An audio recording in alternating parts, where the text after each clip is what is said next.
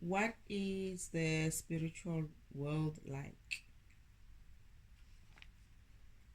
So from what I've seen when I was living in the spiritual world, um, this was me in the spiritual world, not living on a secret timeline track because uh, I believe you do live in a spiritual world. You have a home, like your home um, in the spiritual world, but I was living in my home as in like heaven, as in like God's house. So the things that I saw in the spiritual world were from a perspective of someone who lives there, you know.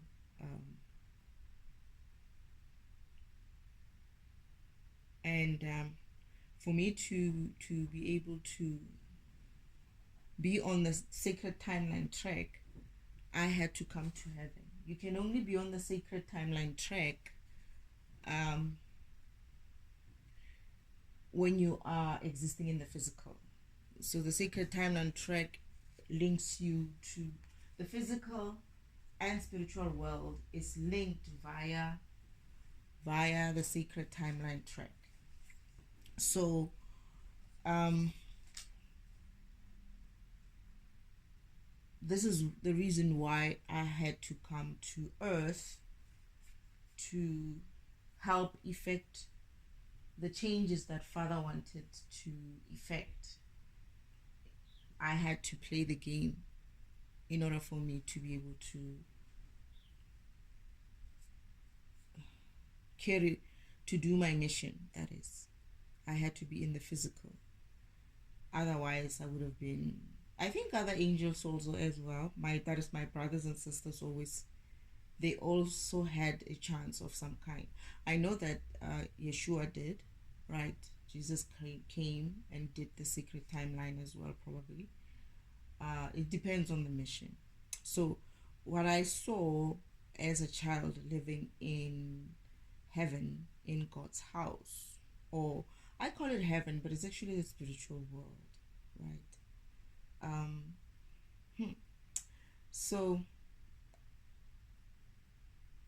I'm actually getting a different view now as I'm talking. So, spiritual world has many different areas, right? It's got there's like a main spiritual world where we live and others live, and where the game of spirituality is also played. And then I remember also another layer. This is before I think the spiritual world that I'm talking about, that I'm going to be talking about. But I'm seeing it as an upper layer. It's like it has levels, right? There's a place where um the servers live. The mainframe servers live, right? This is the original place, like your original spiritual level, like where mother, father, and the brothers lived, and where other ancestors as well lived. And I believe is also where most of our spirit, also the energy is some of the energy is stored. It's not all energy. Like some of the energy in forms of beings, planets, and whatever are saved sort of in that supercomputer or supercomputers. Or I would just call it a supercomputer. It's one sort of like a mainframe kind of a place. Maybe not one, but yeah. And then there's a level, that's the first level, right? The second level is where it's like normalized sort of a thing, like more like what we see on earth, but very very much different at the same time. It's like you have houses, you have homes, you've got beings, you've got areas, different areas within that spirit world where different things happen, right?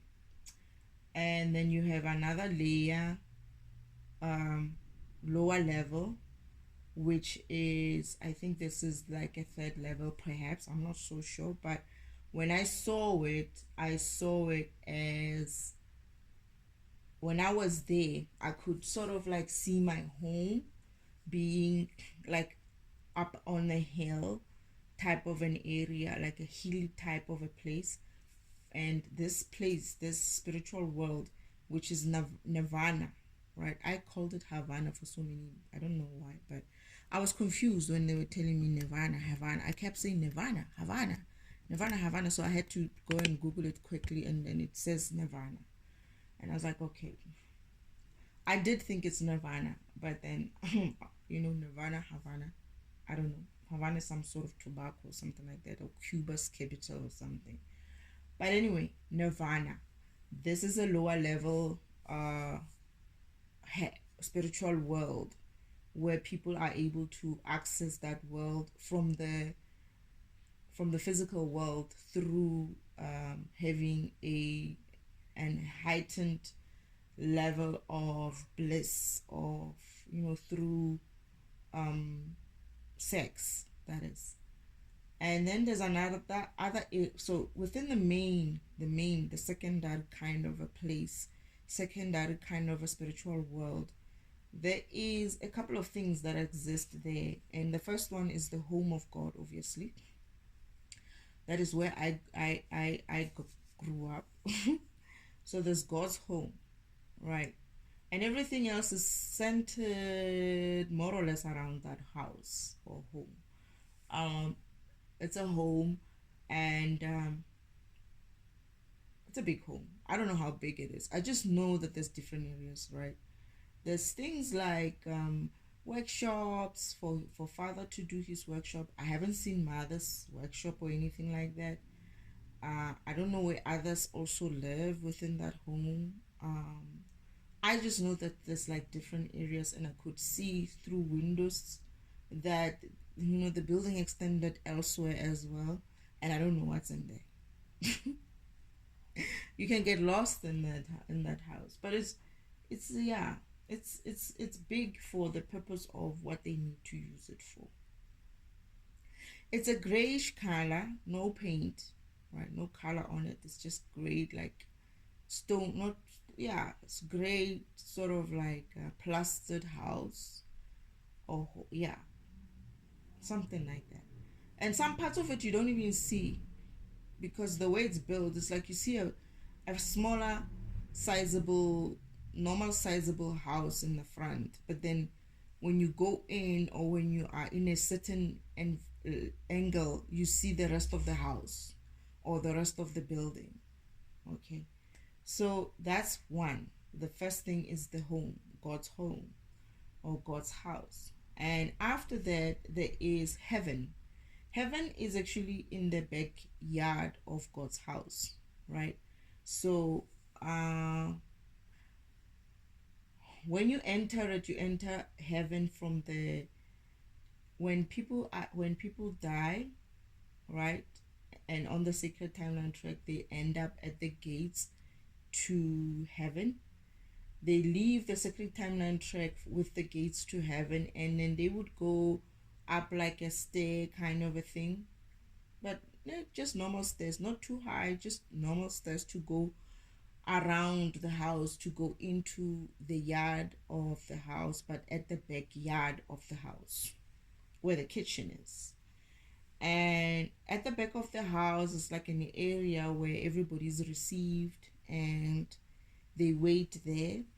And before they go into heaven, there's some sort of like a I don't know what to call it. I think it's a party. I would just say it's a party. So it's like mother and father do like a thing for them. They have a celebration. Let's put it that way.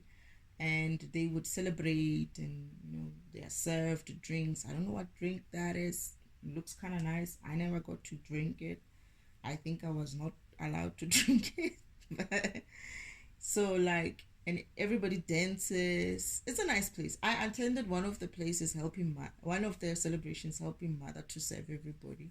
Mother's usually the one who's saving everyone. Father joins in and they dance. They dance with God. It's like it's a nice time. It's a nice time. Um, I complained at some stage when I was young. It's like I didn't know that there's this parties happening behind the yard. And why am I not invited? I remember one of my sisters going like, "You wanna go there?" And I was like, "Yeah, why aren't we invited?" And then one of my brothers comes in and my sister's like, "This one wants to go to attend this parties that mother and father throws for people going to heaven." My brother's like, "You don't want to go there." And I'm like, "Why not?" It's like, I don't know. They just didn't have a thing for it.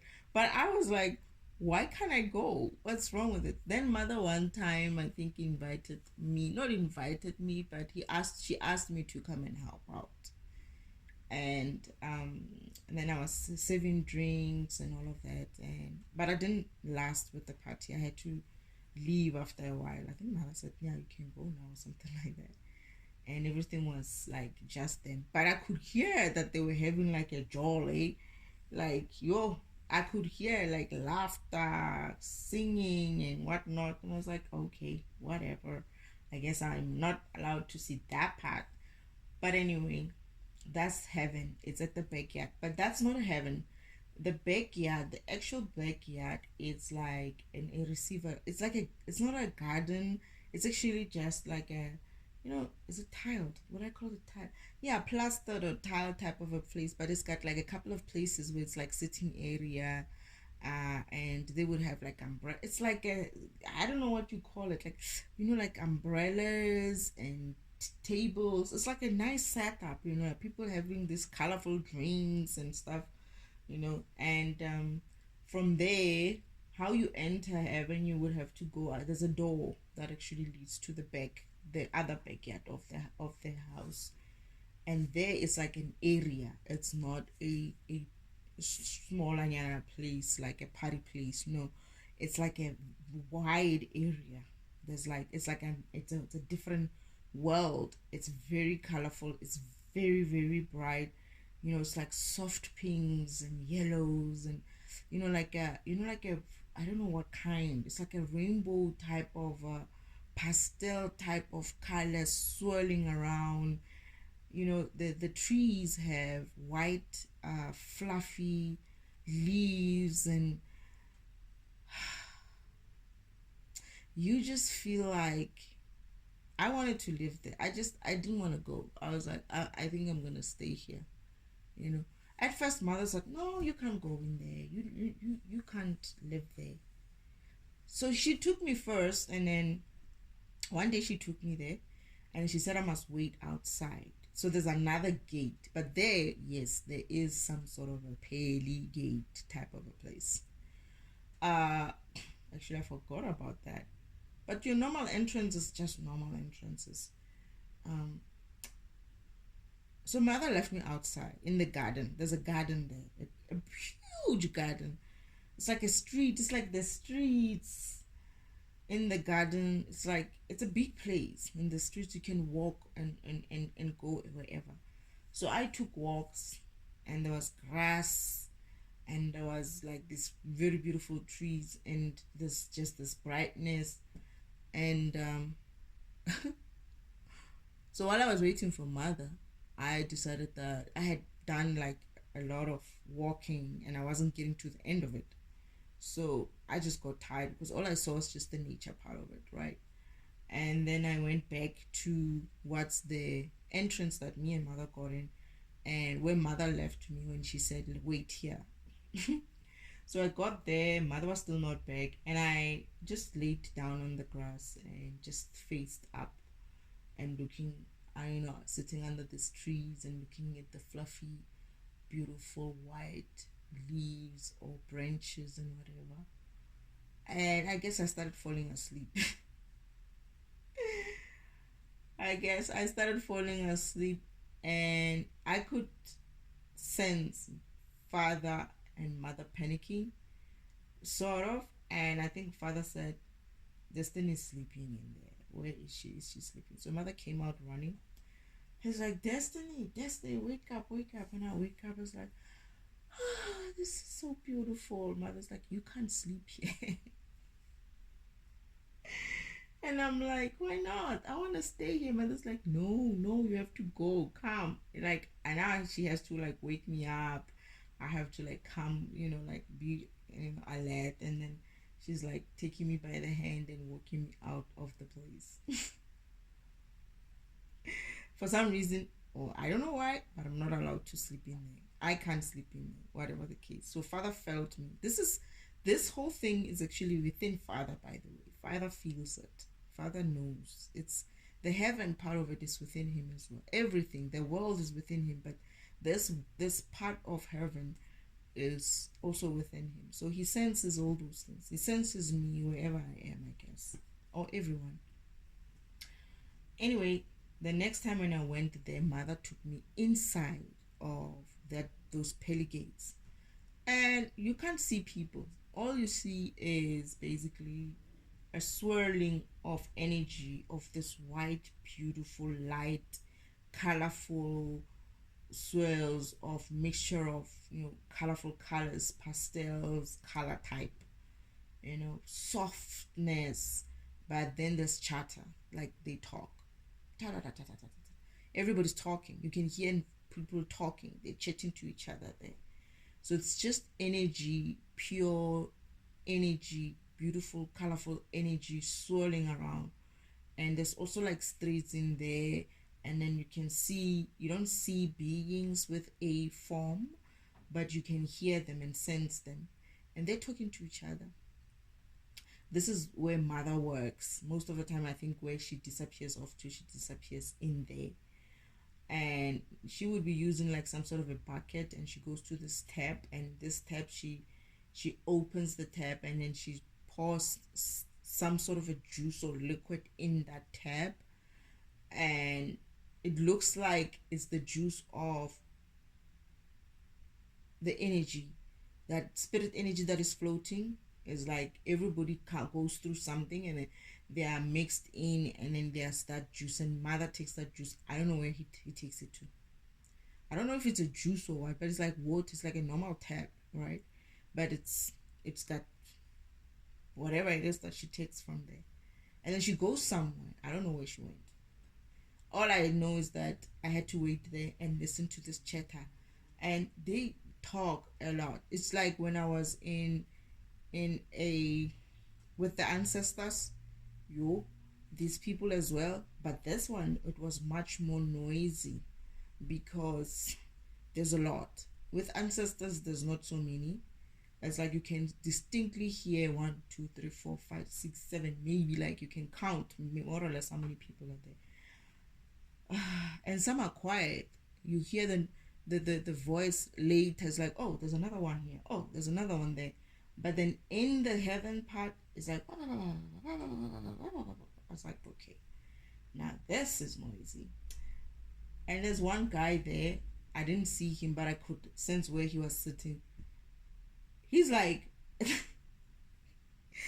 oh my goodness, these people just talk too much. I can't wait to get out of here. And then this other one is like, hey, me too, man. I didn't know that heaven is so noisy.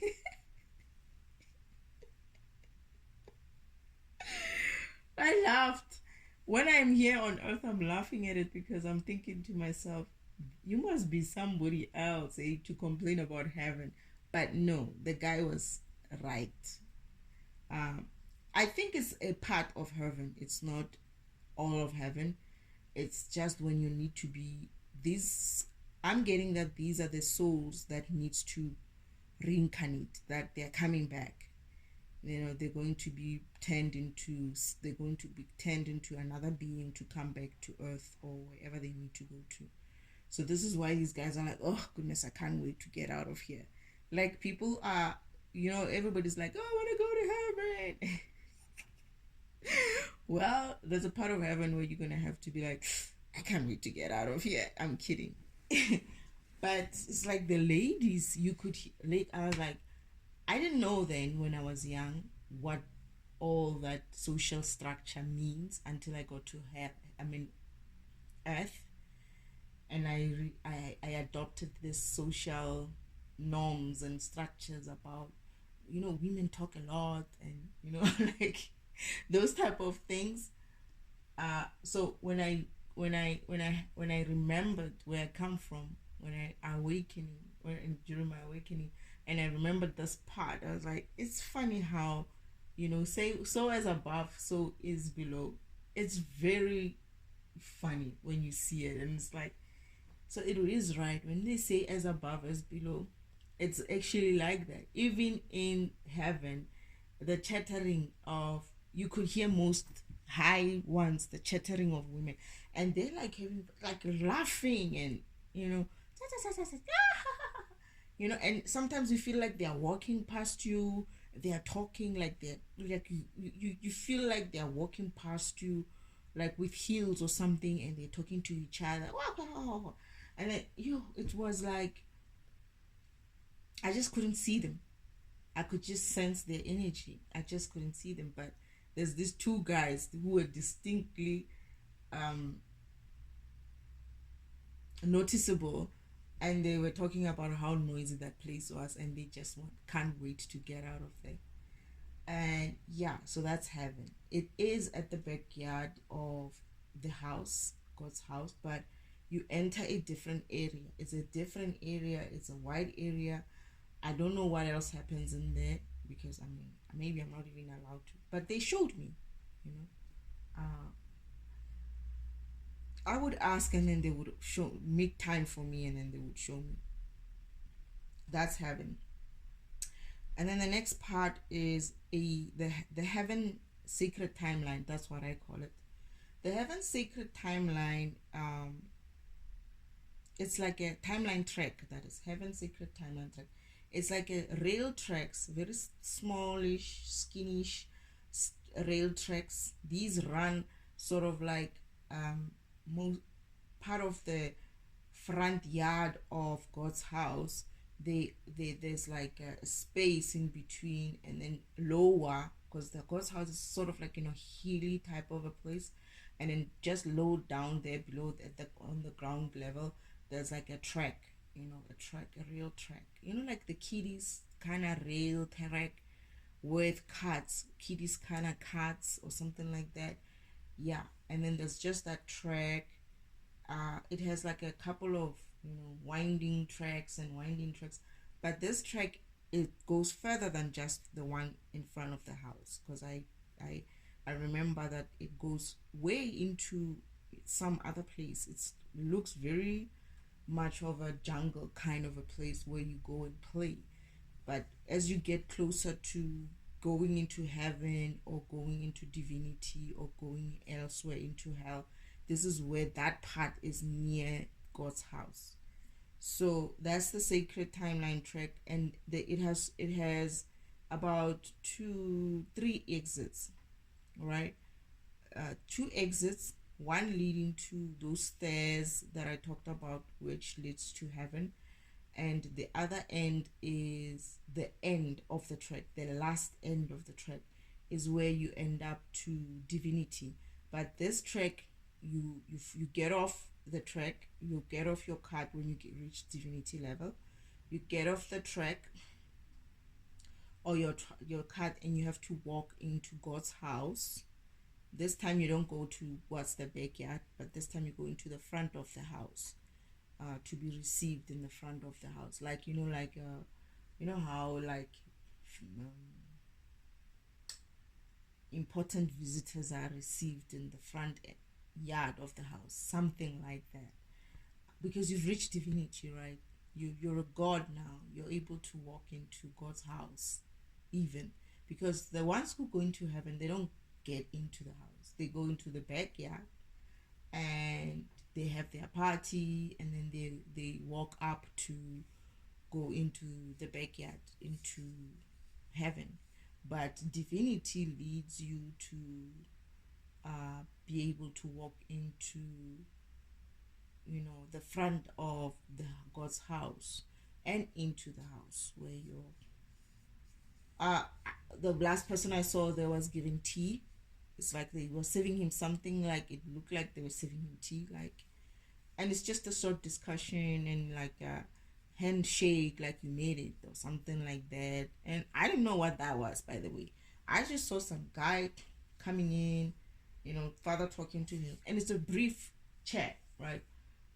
And something to do with uh planning his next mission or something like that. Yeah. And I was just passing, right? I'm just a child in the house, and I'm seeing father with sitting with someone at the gate. I mean, in the house talking to this person. They don't talk for too long. It's just like a thing of, oh yeah, well, you made it. Congratulations, handshake. Here's some tea. Yeah, how was your mission? Okay, fine. You going? Yeah, I'll plan your next mission or something like that. And that's it. Right? No fancy, no what. You made it. You're a god. You know. I don't know where you go after that. I don't know where you go after that. And they shake hands and then they leave. That's it. Right?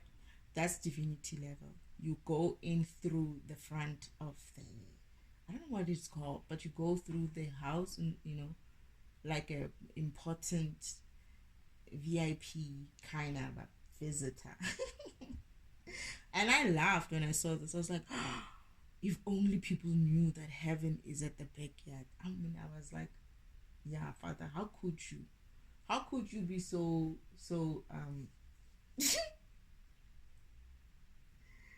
I don't know what to call it. I was like, yo, wait till humans hear about this classicist, what do you call it? The class system that you created here in the spiritual world. But he'll be like, don't let yourself be uh, sort of like fooled by humans way of thinking about class and everything. It's not about being classist or something like that. Remember, heaven is an opportunity for you to come back, right? You haven't made it. The person who's made it is the one who's gonna reach divinity, their divinity, right? And we're all aiming for divinity, and this is why. And it's not a big show. They don't. He doesn't get a party. You just get a handshake. That's it, and some tea or something to drink. Okay, the guy had tea. I think he had tea, or what was it, a glass or something? But it wasn't like a big hoo ha. There's no, I didn't even see biscuits there or something, or maybe they were there. I just didn't check. But what I'm saying is, it's not even a big deal. There's no party. There's just a handshake, and you get out. You go wherever you want to go. But with the heaven people, they wait for the others to come through, and they have a party, right? So heaven is still like a good place. It's just when I looked at it, I was like, why is it at the back of and here we are, humans, thinking that heaven is the place. Yeah, it is the place, but no, it's not really your aim. The aim should be for you to reach divinity. Anyway, so that's the second exit of that sacred timeline track. And the third is actually not an exit, but it's a tee off, where the sacred timeline earth tee offs to join the hell sacred timeline track, right?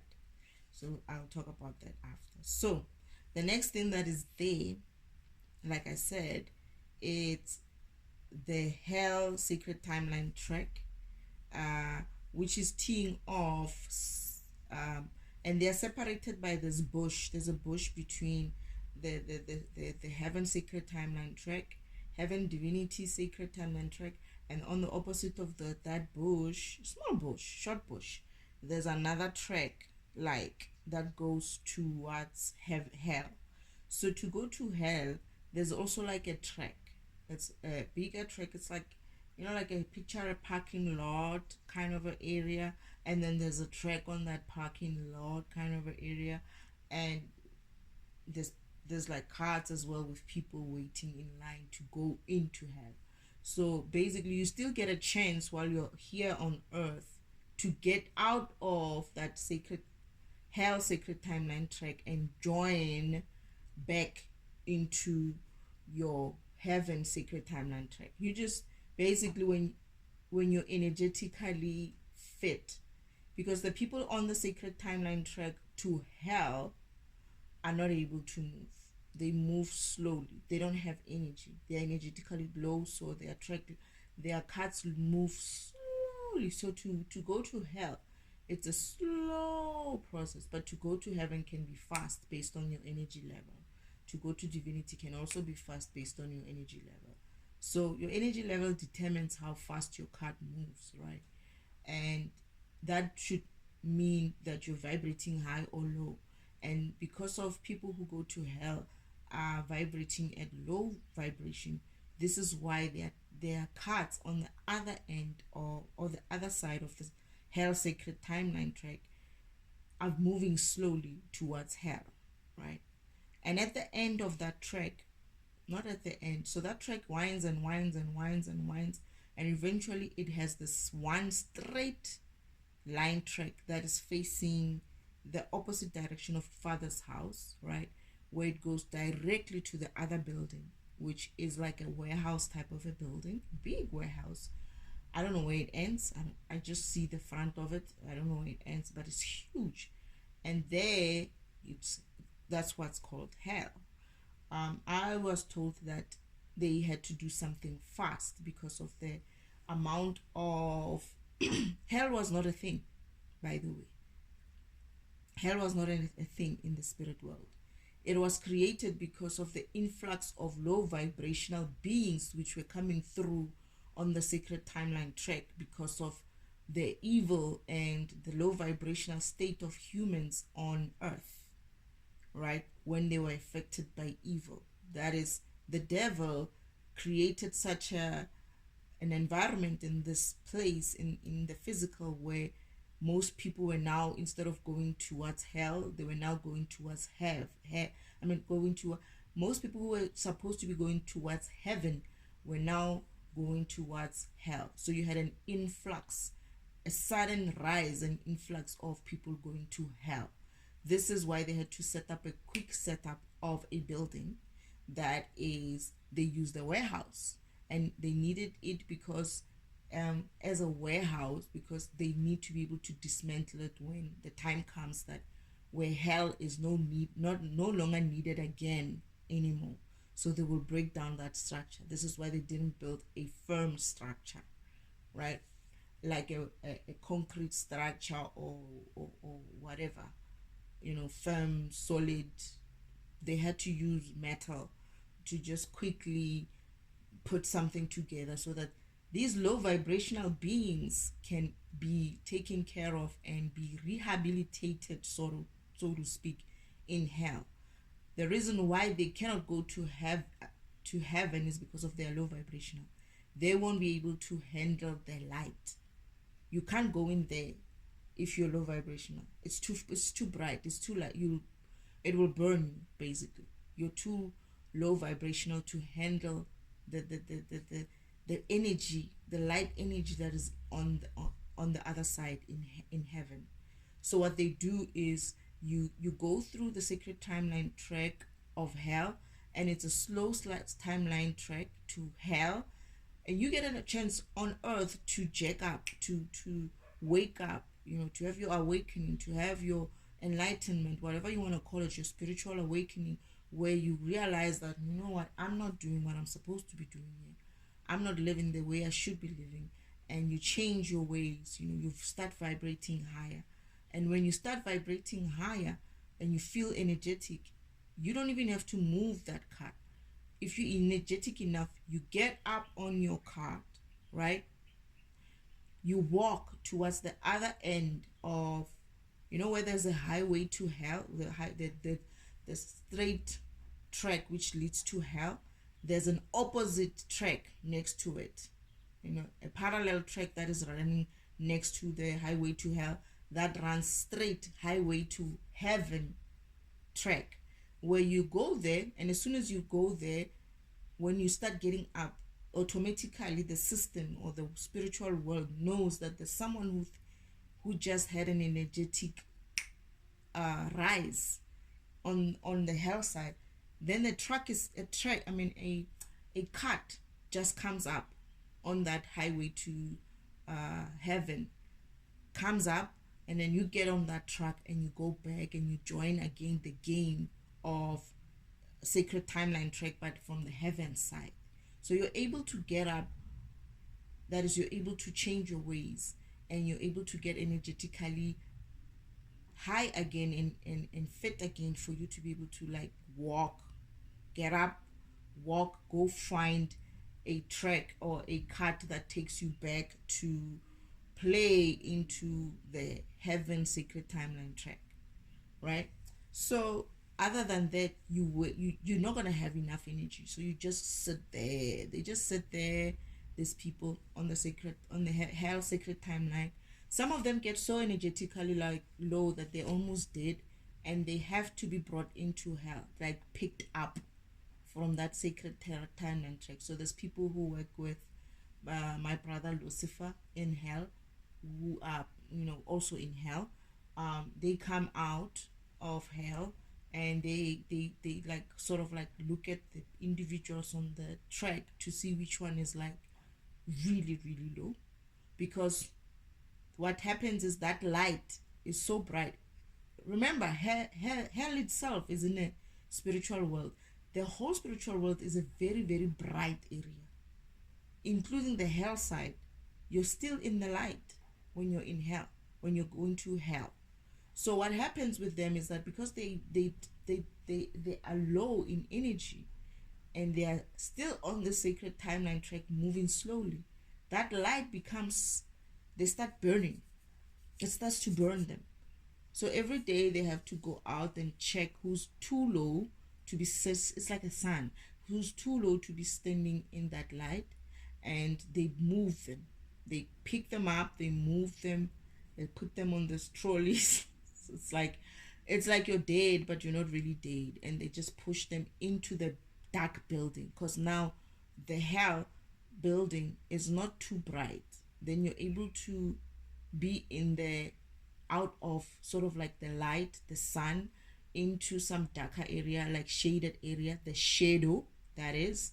You're able to be in that shadow area, and what happens with them is after a couple of days they wake up, they start waking up, they start waking up. So they just put them there, like it's like a hospital, not a hospital, but they just leave them there at the door, but under the shadow. And this person, when they wake up, they're able to like start moving. Some of them move and go back to their chairs, and then eventually they get up and then they move. It means that you're in hell. You on earth, you might be alive, right? You're not dead yet, but your spirit went to hell. That's basically what it means. It's like you are so low vibrational that you are in hell while you're living on earth. Even the ones who are still on the Sacred Timeline Track, they are going through hell, but not necessarily the hell, but they're going through the way, they are on their way to hell, and they are still alive on earth. So it means your spirit now cannot handle the light at all. So it has to be living in the shadow, in the spirit world. And you move into this dark building. It's not too dark. I mean, it's dark, but there's light. It's just that it's not harsh light of the spiritual world. So that basically means your spirit had to be moved in quickly into hell. So you're going to have to recover yourself from hell, right? You do what they do there in hell. You get yourself in order. You forgive yourself if you decide to forgive yourself, and you leave hell. You can leave hell.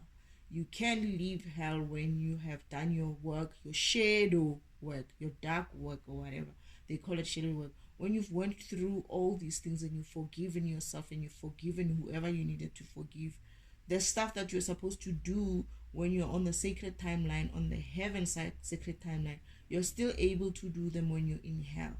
You do that work while you're in hell, and under the shadow, that is. And when you're ready, you start vibrating higher, and the darkness is just too much for you. Then you need the light, or you're able to sustain, or you're able to withstand yourself in the light. You're able to walk out. Some choose not to leave, even though they can. Some choose not to leave. Like I saw some of my brother's people who are helping out to go and fetch these people on the sacred timeline health sacred timeline track. They looked fine. They looked like very energetic. They were not having any issues, right? But the thing is, they haven't forgiven themselves for something. This is why sometimes they don't want to leave, or they enjoy their work there, right? Then they won't necessarily leave. I don't know. Or maybe they are demons. I don't know. Whatever the case may be. But you're able to leave. You're able to leave. And when you leave, you can leave from the sacred timeline track. You can leave from hell itself. And you get onto that cart, on that highway to heaven track. And you go back and play the game, right? Unless you're dead. If you're dead, you're vibrating high enough to be able to sustain the light in heaven. You're going to go back to heaven. But if you're not dead, you're still alive, but you manage to get yourself out of hell, your spirit out of hell, you're able to go back and continue playing the sacred timeline track to heaven. And you play, and then you end up in heaven again. You vibrate even higher, and then you end up in heaven again. All right. And the next building there, it's obviously hell. Like I said, it's a big warehouse like type of a building. And when I went through it, I was in heaven. I was in the spirit world. It seemed like a normal working warehouse factory of some kind. They were using metal, building stuff. I don't know what they built in there. I don't know. I'm getting that they also, I don't know, I'm getting the idea that they're building some stuff, some models, some things for God as well. That's what they get busy with. They're not really like, it's just work, They need to keep busy, because what do they say? There's a saying about like, if you're not moving or you're not being busy, this is where, like, the devil or something like that gets you, or something like that. So they need to keep busy so that they can have purpose, some sort of purpose that will also help them to jack up and get that energetically high vibrational again. That's the other thing. So it's like it's like home, my home, God's house. It's like heaven, and heaven sacred timeline, hell, right? And the hell sacred timeline. It's like about 5 things, right? Now, what you have as well is you have spiritual world homes. There's homes in the spiritual world. Your home, if your home has a reflection of the spiritual world. So if you're living in spirit, right, you have a home in the spiritual world. If you decide, like these gods and goddesses, they live in the spiritual world. They have their own homes in the spiritual world, if they're not on missions and stuff. And these are like 2 areas that one area Father took me to. This is where he showed me the family of my imposter goddess sister, what they are and what they do, right? They are more like artists. I feel like what they are probably paint programs, because what they did there, they were drawing, and they were painting, like ceramics and stuff, like pots and stuff. That's what they do, her family. And this is why she looks down on them. She doesn't believe that that's the kind of work she wanted to be born into, or she wanted to be. She doesn't think of herself or her family. She looks down on her family because she doesn't think that family of hers and what they do is important enough. This is why she's been trying to steal my energy and all of that. But she's made for something else. She's a very good artist. So I believe they are like paint. You know, if you're looking at it from a program perspective, they are like a paint program. And this is perhaps one of the reasons why paint program hasn't really evolved so much, is because of, you know, the people who are supposed to be coming to earth and evolving that program, that is my imposter goddess sister, decided that she's going to come here and try to take my role instead, that is to become a defragmentation, right? When she's actually a very nice, beautiful program, which is a paint program. And I was impressed, you know, because I said to Father, I would love to be able to do that. Father's like, nah, not for you, darling. But I was made for something else as well, right? Because I thought they were doing such beautiful work. I'm talking about her and her family, and the winds are picking up. She hates that. So anyway, just it was nice and quiet, but because of I'm talking about her and her family, the winds are picking up for no reason, and they're not picking up everywhere else except for where I am. Okay, even in the front. But I'm looking at it and I'm laughing, and I'm like, this person just doesn't. You see what I mean when I say this person? These people are just confused. But she's a paint program. And this is the reason why when you look at paint, it doesn't evolve. It hasn't evolved that much. Because the person who's come here, who's been brought in here to come and evolve that program, to grow it, to become a god for that program, is busy trying to be anything but paint. You see what I mean? This is what happens when you don't live your purpose. Those programs, they stay behind in terms of evolution, in terms of upgrades, because she came here for the reason that I came here. I came here to evolve myself from wherever I was to become a better defragmentation tool, function, or program, whatever you want to call it. Uncle Omen came here with an opportunity to become a better fragmentation tool. And my sister, or imposter goddess sister, could have come here to become a god in the paint kind of a program. But she doesn't want to do that.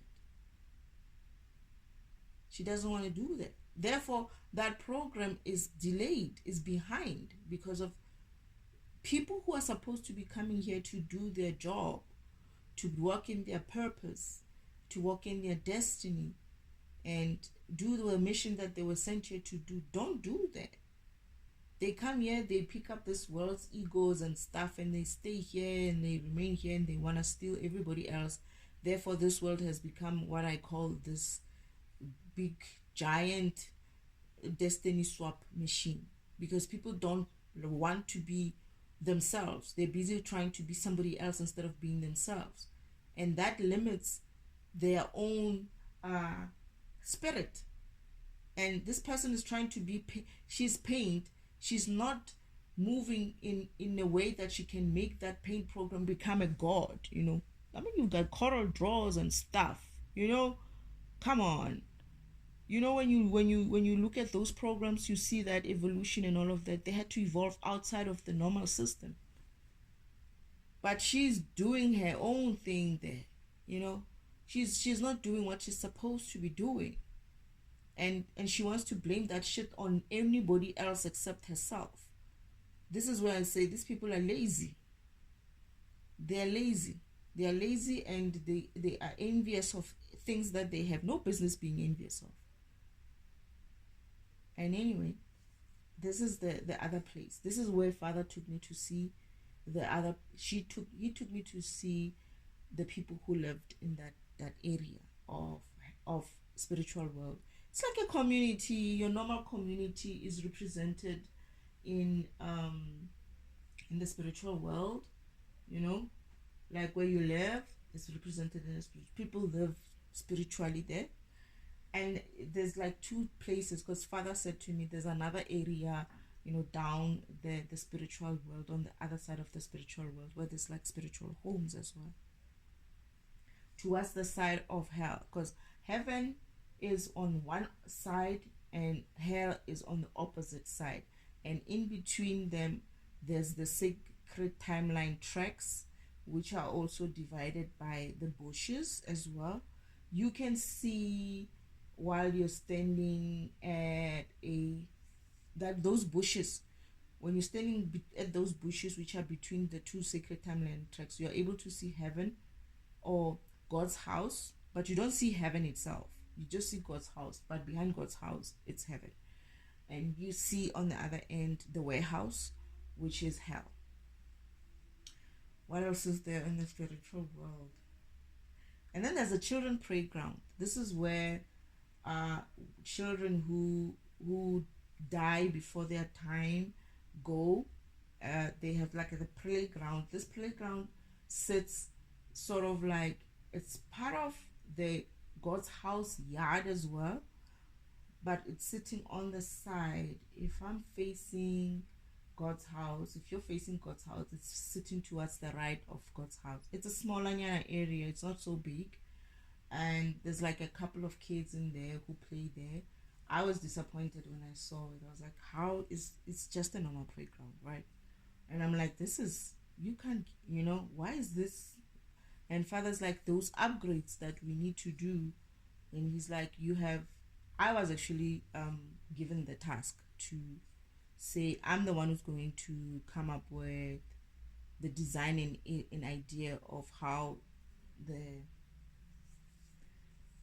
children's side of heaven is going to be designed and look like. But once this mission is over, obviously. And I had a thoughts at some stage during my awakening of how I would like to see it happen. And I get the feeling my mother's probably starting to work on it. Maybe when I go home, I'll be able to see some changes. But it's like, it has to be like heaven for children, right? And I just imagine all kinds of things. Because I was a child at the time when I was being shown this, and I was like, okay, is this it? His father's like, no. We need to do upgrades. Yes, this is one of the things that we need to do upgrades for. But it's not that they can't do upgrades. They can. But if they do upgrades, they're going to leave Earth behind. At the time when Father wants to do upgrades with the whole system, and everybody's been saying, we need upgrades. But because of Earth is lost and is not able to be included in the upgrade, it means if he does upgrades without Earth, Earth is finished. You get what I'm saying, right? Earth is finished. This is why Father is doing this mission to save Earth, to incorporate Earth into his changes, his upgrades. That's what he wants to do. Because Earth has been hidden away by Uncle Omen, that is the devil, for so many, I don't know what they call it, millennia. I think they said millennia. It has been hidden by Uncle Omen for so many millennia. The upgrades that were required or needed to be done here on Earth didn't happen. And now the universe is ready to upgrade the whole entire thing. Father's ready to upgrade the whole entire thing. But if he applies those upgrades with that upgrade without Earth being included in there, basically Earth is no longer part of the next version of the operating system, or whatever you want to call it. That's the problem. The program Earth will be deleted or gone, because the new version of the universe won't include Earth as part of the upgrade. And this is why it's important for Earth to accept and be part of this upgrade. Otherwise, everybody else has been saying, heck, leave them. Father's like, no ways, let's try. And I was the last option. I'm the last try of this shit. People better wake up, or that's it. I am the last try.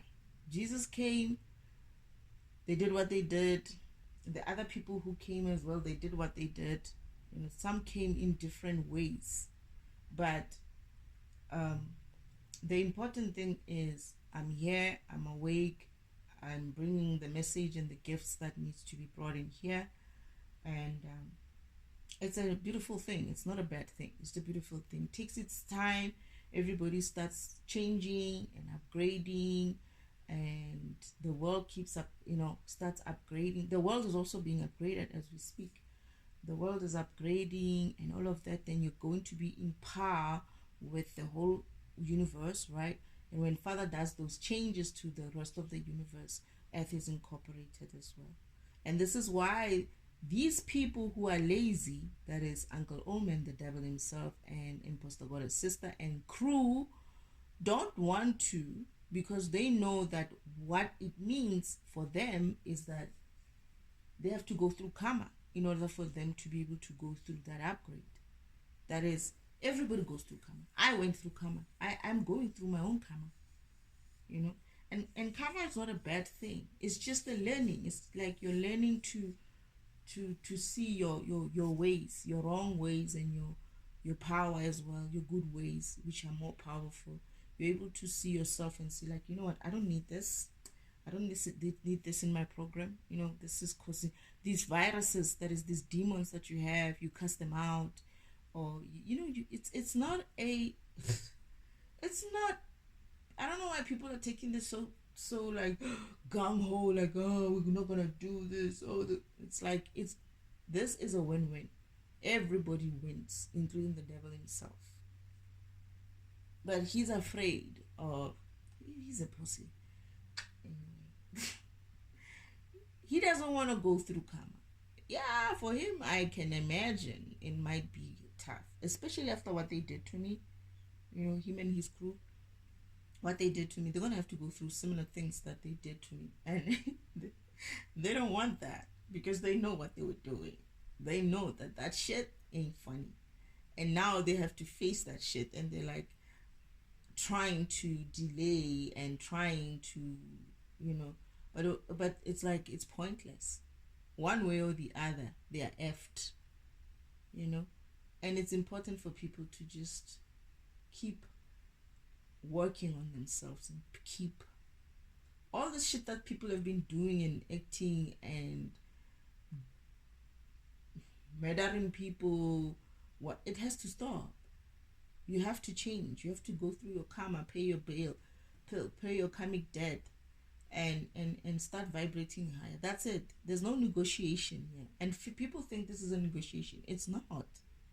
You're either in or you're out. There's no such thing as, oh, we're going to try to convince you. No. You're given time. If people have plenty of time to do this, but obviously you're not gonna take your own time, right? The whole universe is not gonna fucking wait for you. All right. You better start working on that shit, because I'm, for one, being like, I don't give a shit. If it's 10 people, that's enough. I don't care. I don't care like that. Look, even if it's my husband or my counterpart or whatever, if they decide that they want to come here and sit and do nothing, fuck them. Okay? If you're going to waste any more time of this shit, I'm not going to give up my life and my progress and my existence for anybody. And that's what I told Father. You better shape up or shape out. That's it. No negotiation, no cuddling of anybody here. No, you have to understand. Fuck you. Okay? We've done enough understanding. I'm not here to hold anybody's hands. I'm just here to show you there's the light, there's the side. You go there or you stay here, it's your problem. I'm not going to argue. I don't have time for fucking arguments, because this whole thing is all about fucking egos of 2 or 3, 4, 5, 10, 1 percentile individuals, and I have no time for that shit. Sorry, I don't give a fuck if you blow yourself up. I really don't. If you want to blow yourself up, go ahead. I'm gonna live. I'm gonna come back. I don't care. You, on the other hand, that spirit of yours, when it dies, if it dies, it's going to end up in purgatory, and or not even in hell, in purgatory. And that shit ain't funny. It's not funny. And I get the feeling it's not going to be even purgatory, because I'm saying purgatory, and it's like, no, not purgatory. It's like you're destroyed. You're done for. Your karmic death, it's done. You don't come back. There's no next lifetime shit for you. That's it. It's like we're leaving you behind. We're upgrading without you. You stay here on this earth, and we upgrade the part that needs to be an upgrade with the people who decided that they want to be part of the upgrade. And we upgrade them. Your ass is going to stay where you are, but it's not really going to stay where you are. It's like new existence, and you're dead. You're gone. You're finished. You're destroyed. You're deleted, and it's done for you. It's done. That's it. We go through the upgrade without you. People are being given a chance. The chance. It's not to say that people are being forced. It's up to you. No one is forcing anybody here. I don't have time for that shit. I'm not coming here to force anybody. I'm not coming here to discuss and to negotiate. And these people think that they can negotiate. I get the feeling even these so-called, we are, what do they call themselves? The people who think that they run this world. They run this ditch place, this whole place. They think this is a world. It's like, motherfuckers, you're gonna be left. You're gonna be left out of the upgrade, and you're done for. You will no longer exist. Ever. And we will have peace. Now, I said to Father that, if those people don't want to move and whatnot, you leave them. You leave them. We're not gonna waste time here. There's enough time has been wasted. These earthlings, they think, or the other species who have taken over some of this world and the systems that they are running here, they think that they think they can negotiate this shit. I hear that some of them think that they can get me on their side. I'm like, you don't want me on your side. It's a total distraction. It's like, it's finished. You don't want me on your side. Because I'm most probably, it's either two things. I'm either going to destroy your side, or I'm going to make sure that everybody else is going to be turning against you. This what Father did here, ne? Even I myself am like, wow. He wasn't playing when he did this mission. You know, people are saying he wasn't playing when he made me. Yeah, I agree with that. But he wasn't also playing with this mission. He's not playing with this mission. He's not trying to be like, there's no such a thing here. Ha! He's not playing. He is not playing. There's no playing here. And I can tell you for a fact that this is done. It's done. I've seen it, and I'm just living it. We are all just living the part where I have to do it and see. You guys have to witness it. We're just witnessing it here. It's done. The mission is complete. We just all witnessing it. That's it. That's destiny. It's finished.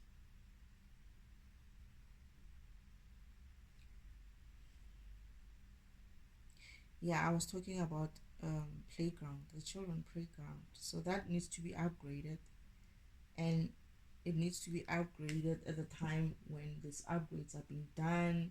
That is also going to be upgraded. The sacred timeline track as well is going to be upgraded. The whole of the spiritual world is going to be upgraded. Heaven is going to be upgraded. The universe is going to be upgraded. Everybody's going to be upgraded. I'm tired of the shit of I have to go to the loo to do number two, and to pee and to eat. I'm kind of fucking tired of that thing. I kept saying to Father, if there's one thing you can upgrade for me, please. I don't want to poop anymore. There are just some things that humans do, and I'm like, oh, no. Can we just take even making up a bed? I'm like, oh goodness, cleaning and making up beds. What is this? This is the shit that I came here and I was like, what are we doing here? Oh, what am I doing here? What are we? Oh goodness, no. I am done. Periods. Oh goodness, no, no, no, no, no, no. I'm done with this. I can't. I can't. I don't know what Father's taking off or whatnot. I know that there are probably other worlds where these things don't happen, but Earth is so behind. You haven't evolved, right? That some of these things probably you would have gotten upgrades for. Trump said something and people thought Trump was crazy. He says this thing of women carrying babies for 9 months, and I was like, yeah. And everybody was like, Trump is crazy. It's like, why is he crazy? It's like, yeah, this thing of I'm gonna be labeled crazy as well because of I'm referring to Trump. He said something like, at the time I didn't understand it what he was saying, but I agreed with him. I was like, it's true. Why haven't we evolved from that? Why do we still have to carry 9 months of babies and whatnot? I don't know what he meant in a sense of whatever else that he's thinking in his head. I don't know if he's has some nefarious type of ideas behind it. But for me, I'm looking at it and I'm like, I'm not so sure about this 9 month thing. I just don't. I'm not so sure about it. 9 months. Ay, ay, ay, ay, ay. There's some things, man. Make it 3 months or so. 2 months, 3 weeks. I don't know. Enough time. Some of these things, no, man. No. It's too much. It's too much. And I don't know if Father's changing those type of things. Probably humans still need those type of things. I don't know. But I'm moving. I will rather move to another world where this shit doesn't exist. Oh, every time when I have to do this, I was like, I'm hearing these people talking about spiritual cleansings and whatnot. I'm like, yo, yo, yo, yo, there's so much work here, so much stupid work. People are doing this work instead of just taking care of their lives and their spirituality.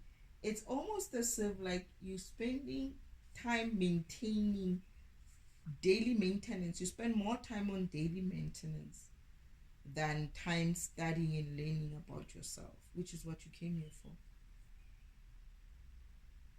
If you take away certain things, I remember the ex of mine saying, eating. This is a program, right? At the time, I think he was still like in remembrance of what he's supposed to be. He said eating is a waste of time. You shouldn't need to be doing this in the first place. And he believes in eating once a day. And he says eating, you sitting there for an hour, 2 hours eating. And you do that 3 times a day. You know how many hours that you're wasting? You could have been doing. And he says to me, you're doing it. He said something like, and you do it at critical times. First thing in the morning, midday, late. It's like the way it's structured is structured at a time where you could be doing something very important, but you're busy sitting down and eating. I thought he was crazy. I was like, what? I don't know about eating, but I think eating should be an option of, but you shouldn't need it. It should be like, oh, I want to enjoy a nice piece of steak, and then you have a nice piece of steak. And what is this thing of getting fat from food as well? I mean, seriously, some of these things need, I don't know. I just think of all these nice things that I feel like, why are we doing this again? But anyway, we'll see what Father has in store for us. But pooping, pee, periods, making up bed, and eating was one of my requests. I was like, and the children thing, the pregnancy thing. It's like that can be reduced seriously. I don't know if it serves any purpose to have carrying babies for 9 months, and why should it be so painful and so life-threatening as well? But it's because of this world. I believe that a lot of things would have been easier if we were not living in a environment which is low vibrational. There's all these things that we're doing is to keep up with the low vibrational or high vibrational, to keep up with the high vibrational that we need to be. I guess when you're high vibrational, you probably won't even have these period pains. You probably won't even have this painful births and stuff. If we were high vibrational, we would probably not be able to eat certain types of food because it just doesn't allow or agree with you in that vibration. You would make better decisions, who knows? But yeah, another thing that is there is purgatory, but this time, this one is actually like it's a vast space in between. I think between the normal spiritual world and purgatory is like another place in the spiritual world. It's separate, it's in the shadows, it's very dark there. It's like you don't see light, you don't see sun, you don't see anything. It's just the shadow side of things, of the spiritual world. And there you find all kinds of things or beings. It's like these beings they're waiting, they've been cast out from some other places. Some are cast out from their ancestries, like they don't have anywhere else to go but to be in purgatory. Some did something and they're bound by whatever it is that they did while they were on earth, and they need to make up for what they did before they can move either to hell or heaven.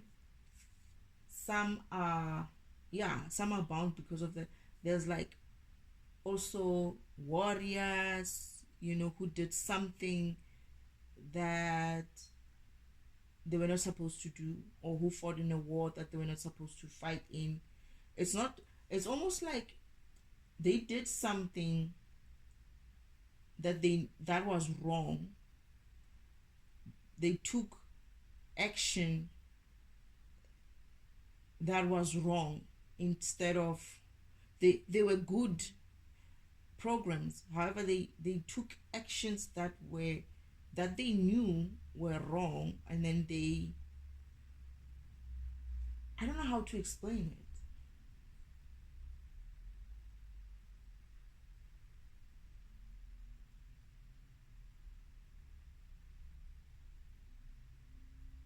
It's like these people who were being good all the time, right? And then there's this one thing that they do that just drops that energy of theirs. It's like curses, or some are bound by curses. It's like they did something somewhere and they are cursed because of that. They are bound to some curse because of they did something to somebody or someone or some people or somewhere, and they are bound by a contract or a curse that they, because of participating things like that, they are now bound. So they've bound their spirits, or their spirits are bounded by something. They have to honor that contract in order for them to leave purgatory, so to speak. It's a very, I saw it and I was like, I think this is worse than hell. People didn't look right there, and you're stuck in that state. they're stuck in the cursed state. You're not you're not doing well. You whatever curse that you had is with you. You live in that environment with the curse, and you have no support of your family, your ancestry. You have no support of uh, God. You wait there. It's a waiting game for something to happen that can possibly release you. It's not like in hell where you can release yourself, where you can work on yourself and your shadow and you vibrate higher and you decide, okay, I forgive myself, I forgive everyone, and you're able to withstand the light and you decide to leave. Hell still has a chance for you. There, it's like something bound you. You're bounded by something. You have to find a way to unbind yourself. It's a mixed world. It's just a lot of different kinds of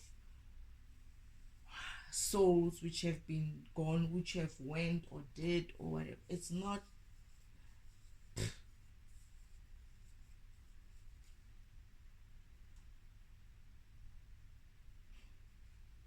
Yeah, I think it's mostly more cursed type of people, cursed type of souls, you know, and curses that they deserved to be under. It's not curses that someone put, apparently when somebody puts you into a curse and you don't deserve it, it doesn't stick, right? Those curses stuck because of those people deserved it. They deserved to get cursed like that. This is why they are stuck in the cursed state. It's like a cursed program, or a program that's just, yeah, I don't know. So that one is separated from the normal spiritual world. It's the same spiritual world, but it's another place. And we traveled far between that normal light side of spiritual world to the shadow side. There was like a vastness of space in between. And then when we get to that place, I'm like, what is this place? Father said it's purgatory. It's for cursed souls. Yeah, I think that's what he said. He said it's for cursed souls. And I was like, because I was the first time seeing it. I was like, like people are poor. People are just, it's like, it's like you see people in those cursed state. It doesn't look good. Like if someone has been cursed to just look, they just look skinny and like they're suffering. They're suffering. Even the warriors, there's this warriors that have been cursed by some whatever curse, right? That they got involved themselves into, and they curse the whole. What's that? There's a what's that movie? Maybe it's not even relevant, but I'm just want to giving you an example. Um, the Egyptian one, man. The mummy. Yes, the mummy. I think it's the mummy. There's like one couple of mummies. There's always this cursed warrior groups who are brought forward, right, from the spirit world to come in and fight in the physical world or something like that. Those type of It's like those type of things. Those people are so cursed that they look like that even in the spirit purgatory world. They live that way. If they were cursed with being burned or something like that, they get stuck in it. Get stuck in that burned status. Or yeah, they did something that they were not supposed to do. It's like you're not completely, well, some are actually very bad, but it's like to save themselves, they can't. It's like you're so, what you did is so bad that it's not about hell or heaven for you. It's about either someone speaks for you, or someone helps you to get out of there, or you help yourself to get out of there. It's like I don't know. I have to understand purgatory as well a little bit better, but from what I could see, it's not a nice place. It's like you're stuck in between worlds. You're stuck in between being in the spirit world and being in the physical world. That is hell. When they say there's worse places than hell, I do believe it. Purgatory is not such a nice place. Whatever's gonna release you there is what is the curse that is on you. If that curse is broken, yeah, you can be released. But if it's not, you're stuck there. So there is that purgatory area, which I said, as I said, that to get to it, you travel a long distance. We went and went and went and went and went and went, and I was like, where are we going? Father's like, you'll see. And went and went, and eventually we got there, and I'm like, what? There's a place like this here. And the spirit, what's this place? It's like, it's purgatory. It's all right. I didn't understand it until I got to Earth. I saw it for what it was. Like, this is a place where you see, you know, the stuff that you see hell people look like, with, like, they look like hellish. That is, yeah, that's what you, in hell, people look normal. People look like themselves. They're just working and doing their stuff. They're not being whooped, to get going, get moved. No, they're just doing their stuff. Some are just, it's like a normal warehouse workplace. It's a workplace. That's it. Purgatory, you see that the hell that they play on TV on Earth is what purgatory looks like. People are stuck in states of curses of some kind. And obviously, like I said, there's Nirvana. Nirvana is like I think it's the third or the lower level uh, spiritual world where it's accessible by humans through reaching a state of nirvana or a heightened state of bliss, and you're able to come into, your spirit comes into nirvana state, where usually it's being done through sex, right? I think it has been done through sex, not usually, but you will be doing it through sex. And as you reach your bliss, that place where you just have this peaceful bliss and love, and just let go of all the materialism of the world and the physical world. You end up in that state, and this is where you would appear, your spirit would appear in the spiritual world, and we met God. When I went through it with my counterparts, we met.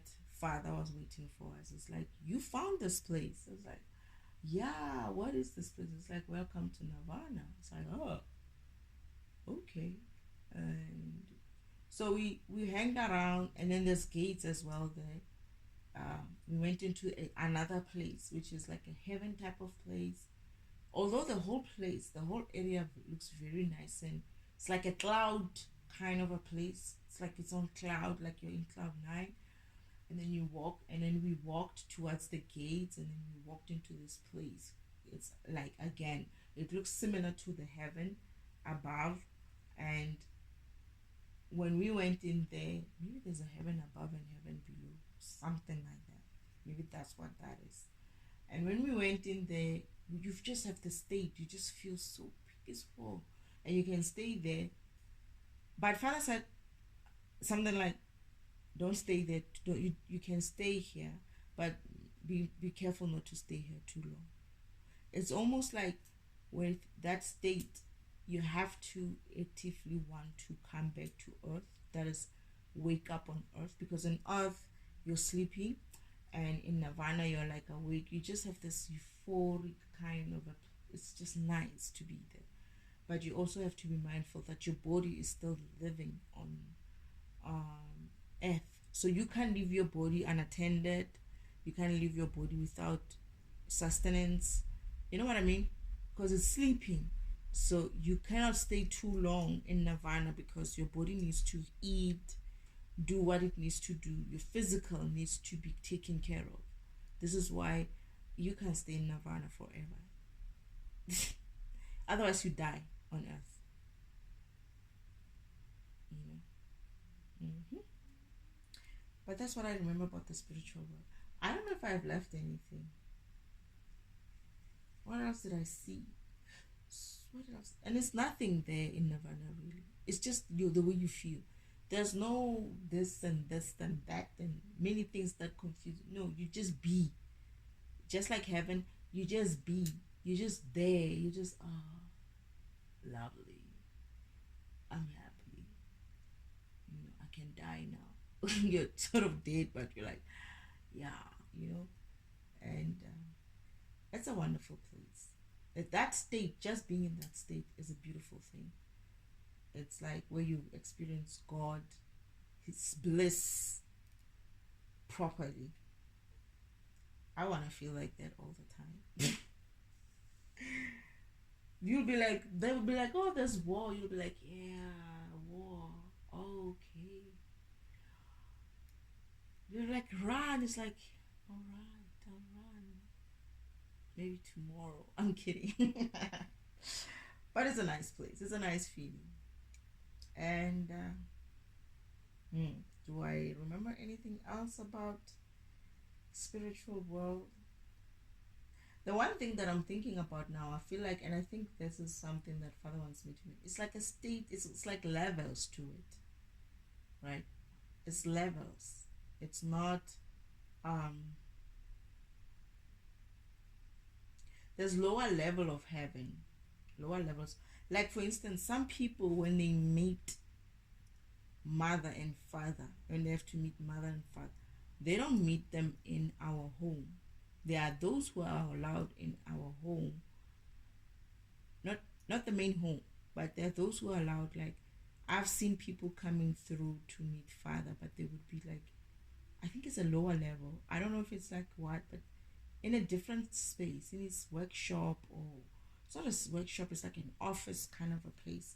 This is where he would meet some of the people who came to talk to him, who comes into the spirit world to talk to him.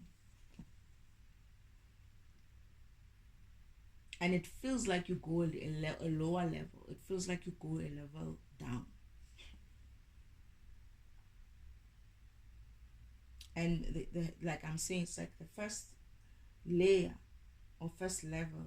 It's not even a first level. It's like when you're looking at it, it looks like it's higher above, towards the left of, far left, right, where the house is sitting there. God's house is sitting there on a hill. There's another area up there where you don't see it even, where the servers, this is where they were before, where I saw father and mother and the other four, the other three, and other spirits as well living in the mainframe computer. I heard them living in the mainframe. I didn't see them. You just hear voices, right?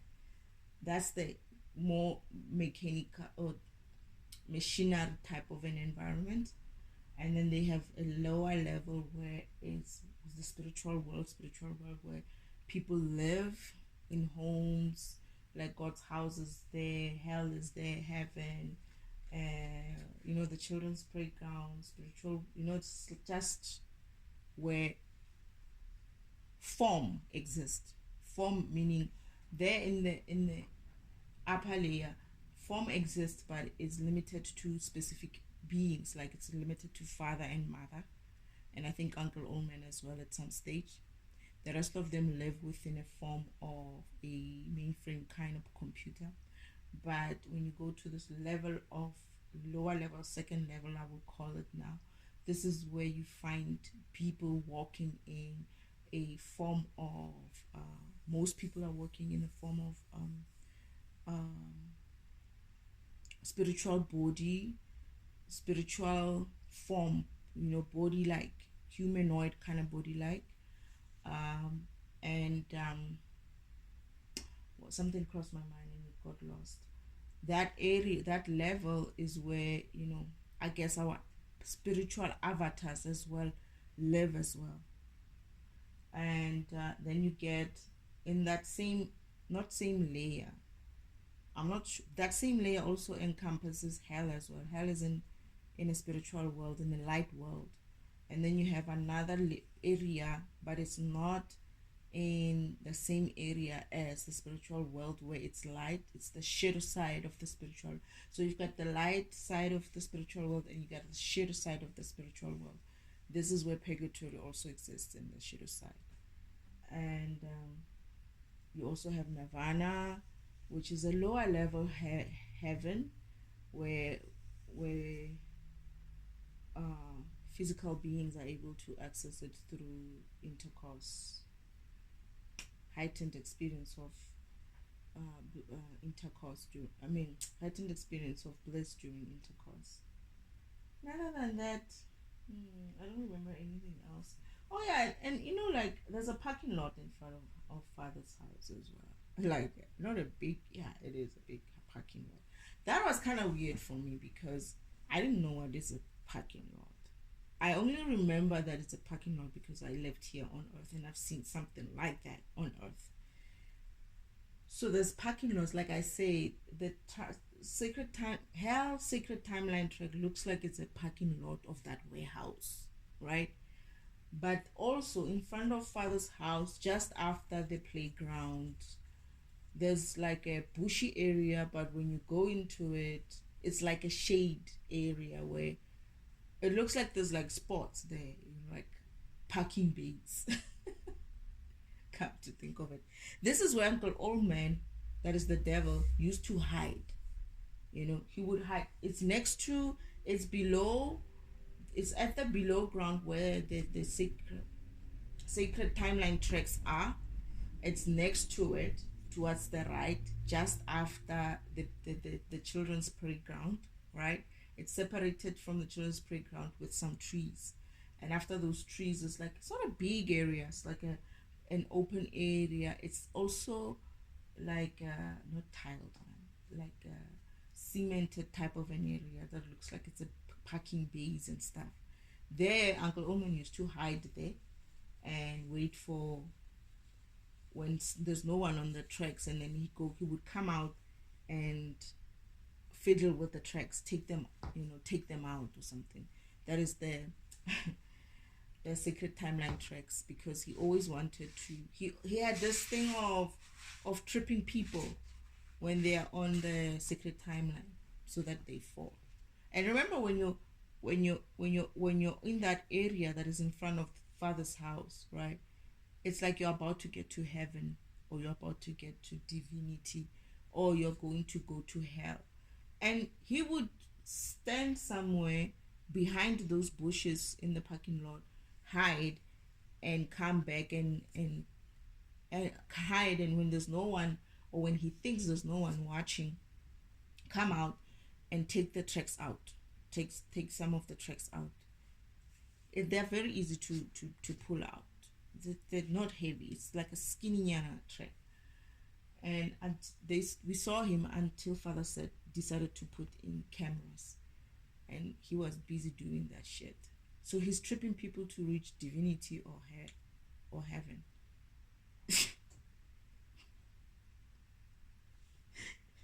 When I say this man is full of games, stupid games, you see what I mean? Like naughty things like that. I mean, he must grow up, seriously. And then you would come there thinking, woohoo, here I come. And you must remember what he did. He's basically tripping you in the physical as well. What he has done. Because you will be driving along smoothly with your spirituality, ascending. He probably does that to me. Ascending, and then he will come in and take the track out, knowing that you're gonna come through, right? And as you come through, you don't see that the track is out. You get there, you fall off your cart, and this is where mother comes out sometimes and comes and helps you out, get you up, puts the track back, make sure that you're nice and clean, and say, go, like puts you into your, helps you to get into your track, and then helps you to move forward. They help you, father and mother help you move forward, because that was not some sort of a glitch. That was a not man-made, devil-made glitch, right? It's a glitch. It's a glitch that he caused on the sacred timeline track. And remember, oh, another thing about the sacred timeline track, mother and father are able to see it on a sort of like I say, it's a game. So they're able to see you as a when with their game console on like a TV kind of screen inside the house, and they're able to play with the avatars. You're all showing as avatars as well, and they're able to play like a joysticks, normal joysticks. They're able to play this game or help you out of your spiritual issues on TV, on their game kind of a console, joystick. They're able to play that game with you. This is how father said to me when I said, but what if I can't make it home? He's like, don't worry. Your mother's here. Your mother's best in the game. She'll be playing with you. And I'm like, what?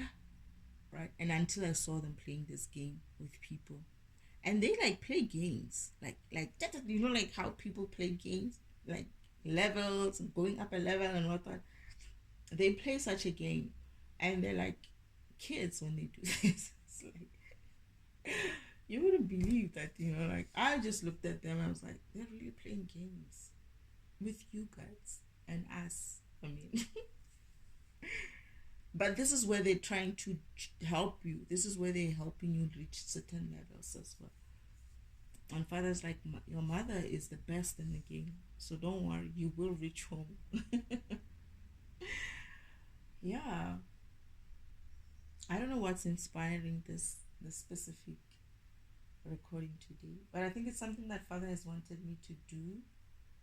Um, I've thought of as much as I can. I think maybe it will be improved later, but hopefully it makes sense.